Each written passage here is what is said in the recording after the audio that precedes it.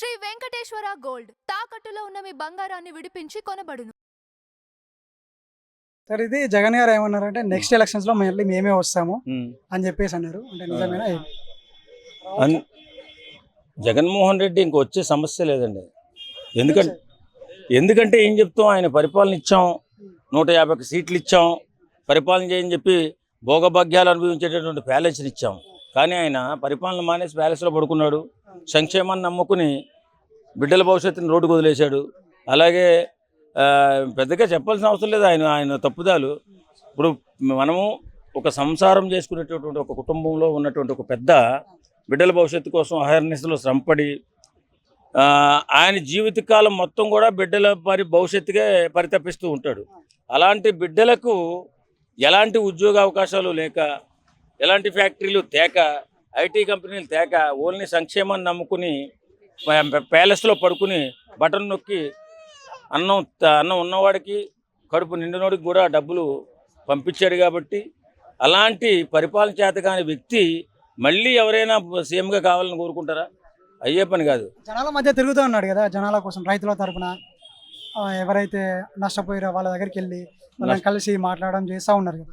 నష్టపోయిన రైతుల దగ్గరికి వెళ్ళాడా? మామిడి రైతులు మొన్న బంగారపాడు వెళ్ళిందా?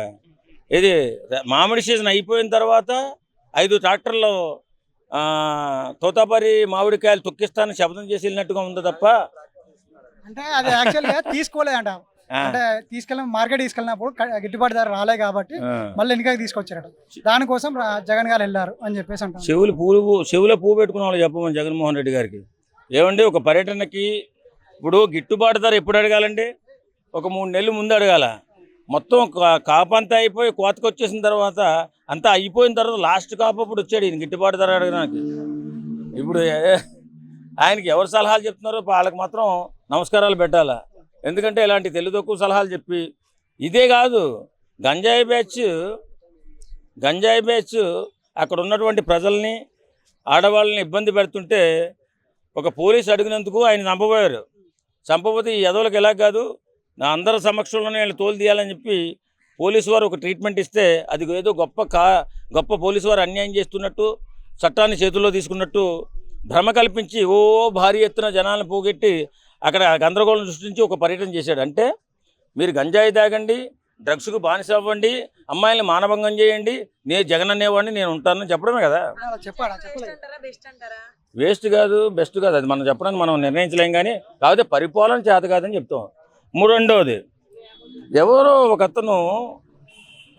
అతను బెట్టింగ్ యాపుల్లో కోట్లు పోగొట్టుకుని, అలాగే ఎలక్షన్ అప్పుడు జగన్మోహన్ రెడ్డి గెలుస్తాడని చెప్పి పందెం కాసి కోట్లు పోగొట్టుకుని ఊర్లో ఉన్నటువంటి ఆ చుట్టుపక్కల ఉన్నటువంటి స్నేహితులందరినీ నట్టేటి ముంచేసి ఆత్మహత్య చేసుకున్న ఒకరికి విగ్రహం పెట్టడం, ఆ విగ్రహాన్ని అదేదో గొప్ప కార్యక్రమం చేసినట్టుగా జగన్మోహన్ రెడ్డి వెళ్ళి ఆవిష్కరించడం, అందులో 2 మనుషులు చనిపోవడం. ఈయన పర్యటనలు చూస్తుంటే జనానికి ఉపయోగపడే పర్యటనలా లేదు, జనాల్ని నాశనం చేసే పర్యటనలాగా ఉంది. కాబట్టి జగన్మోహన్ రెడ్డి ఎప్పటికీ కూడా ఒక గొప్ప నాయకుళ్ళ మిగలడు. కాబట్టి ఈరోజు ఆంధ్ర ప్రజలు అతన్ని అవాయిడ్ చేశారు. జీవితంలో జగన్మోహన్ రెడ్డి అనేవాడు ఆంధ్రప్రదేశ్కి ముఖ్యమంత్రిగా ఎప్పటికీ రాలేడు. అవుతారనేసి చాలా మంది అంటారు. ఎందుకోసం అంటే ఆయన అసెంబ్లీకి వెళ్ళకుండా జనాల మధ్యలో ఉండి జనాల కోసం పోరాడుతున్నారు. ఇప్పుడు నిరుద్యోగ భృతి ఇస్తానన్నారు, ఇవ్వలేదు. రైతులకు భరోసా ఇస్తానన్నారు, ఇవ్వలేదు. అవన్నీ ఏమయ్యాయి అని చెప్పేసి క్వశ్చన్ చేశారు. ఇలాంటివి క్వశ్చన్ చేస్తూ ఉన్నారు కాబట్టి పక్కాగా వస్తారు అని చెప్పేసి అంటా ఉన్నారు కదా. జగన్మోహన్ రెడ్డి చేసిన విధ్వంసం వల్ల, ఆయన చేసినటువంటి అరాచకం వల్ల, ఆయన అమ్మేసినటువంటి భూములు కానీ, కలెక్టర్ ఆఫీసులు కానీ, లేకపోతే తాగడబెట్టిన కలెక్టర్ ఆఫీసులు కానీ, ఇవన్నీ కూడా వచ్చిన రెవెన్యూ ఓన్లీ కేవలం సంక్షేమ పథకాలకు మాత్రమే వినియోగించాడు. అందులో చాలామంది దోపిడీదారులు కూడా సంక్షేమ పథకాలు అనుభవించారు. ఒరిజినల్గా పేదవాడు అనుభవిస్తే ఎవడో బాధపడ్డా కానీ చాలా దోపిడీ జరిగింది.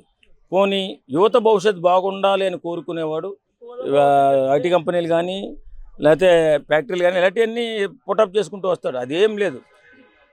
ఇవన్నీ ఎందుకబ్బా? మీడియా సమాసం ఆయన 5 సంవత్సరాల పరిపాలనలో ఎన్నిసార్లు పెట్టారో ఒకరోజు చెప్పగలుగుతారా? మీడియా వాళ్ళు ఉన్నారు కదా మీరంతా. ఒక్కసారి కూడా అభివృద్ధి మీద ఒక్కసారి కూడా మీడియా సమావేశం పెట్టినటువంటి ముఖ్యమంత్రి ఇండియాలో ఫస్ట్ టైం చూస్తున్నాం. ఎందుకు వల్లభనేని వంశీ గారిని కలిసినప్పుడు పెట్టిండు మీడియా సమావేశం, అంటే వాళ్ళని పిలిపించి వల్లభనేని వంశీ కలవడానికి వెళ్ళారు కదా, సో అప్పుడు ఒక ఆహా. సమావేశం ఏర్పాటు చేశారు కదా, అట్లాంటి 2-3 అయ్యాయి కదా రైతుల అదే దగ్గరికి వెళ్ళినప్పుడు. వల్లభనేని వంశీ ఒక మహాత్ముడు. ఏ?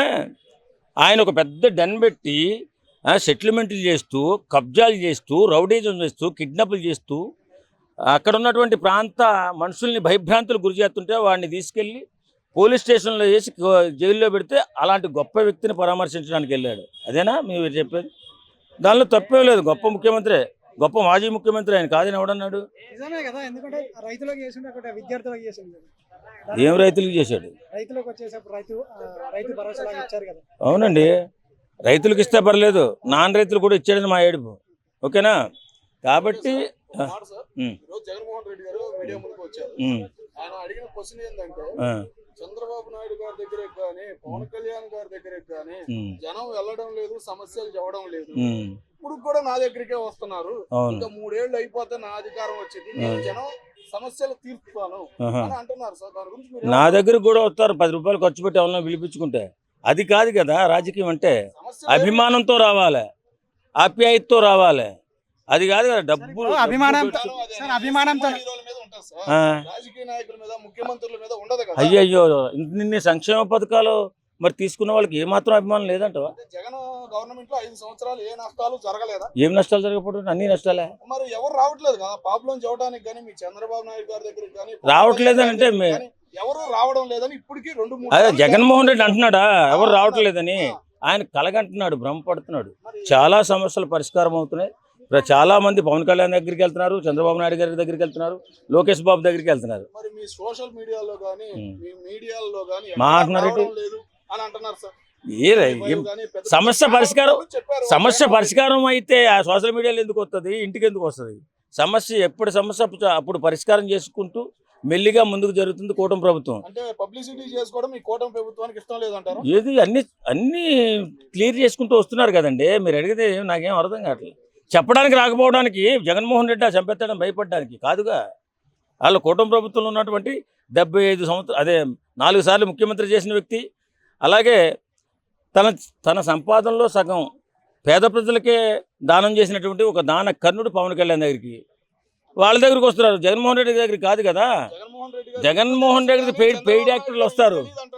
నీకు జగన్మోహన్ రెడ్డి దగ్గరికి వచ్చే వాళ్ళంతా పెయిడ్ యాక్టర్లు వస్తారు, ఇది నిజం. లేకపోతే ఇప్పుడు జగన్మోహన్ రెడ్డి దగ్గర ఏముందని ఆయన దగ్గరికి వస్తున్నారు? ఒక మాట చెప్పండి. కనీసం అసెంబ్లీకి కూడా రావట్లేదు కదా. సరే, మన సమస్యలు పట్టుకెళ్దాం జగన్మోహన్ రెడ్డి దగ్గర అనుకుందాం. అసెంబ్లీకి వెళ్ళి చర్చిస్తున్నాడా? ప్రతిపక్ష నాయకుడు అండి, వాళ్ళు చెప్పుకున్నారు. అంటే చెప్పుకుంటే సరిపోదా? సమస్య పరిష్కరించవద్దాం అవసరం లేదా? ఇప్పుడు ఈ సమస్య ఉంది అని చెప్పి రోడ్డు మీద గాలిలో మాట్లాడితే కాదండి. ఎక్కడైతే అసెంబ్లీలో మాట్లాడాలా, ఎక్కడైతే దేని మీద చర్చ జరగాలంటే అసెంబ్లీ వేదికగా చేసుకోవాలా. ఏదైనా ప్రాబ్లం ఉంటే క్లియర్ చేసుకుంది అసెంబ్లీలో తప్ప రోడ్డు మీదకి వచ్చి గంజాయి తెచ్చుకొచ్చి గోల చేసినంత మాత్రాన సమస్య క్లియర్ అవ్వదు. అసెంబ్లీకి రా, మాట్లాడు, పోరాటం చేయి. ఒక్కసారి పవన్ కళ్యాణ్ చూసి నేర్చుకో జగన్మోహన్ రెడ్డి గారు. ఒక్క ఎమ్మెల్యే కూడా లేకపోయినా నీపై అకుంఠిత దీక్షతో పోరాటం చేసి 11 సీట్లు పడగొట్టాడు. అది ఆ రకమైన ప్యాటర్న్ తీసుకో. పవన్ కళ్యాణ్ గారిని ఆదర్శంగా తీసుకుని ముందుకెళ్ళు. ఫ్యూచర్లో ఆంధ్ర ప్రజల్ని నమ్మే పరిస్థితి వస్తుంది.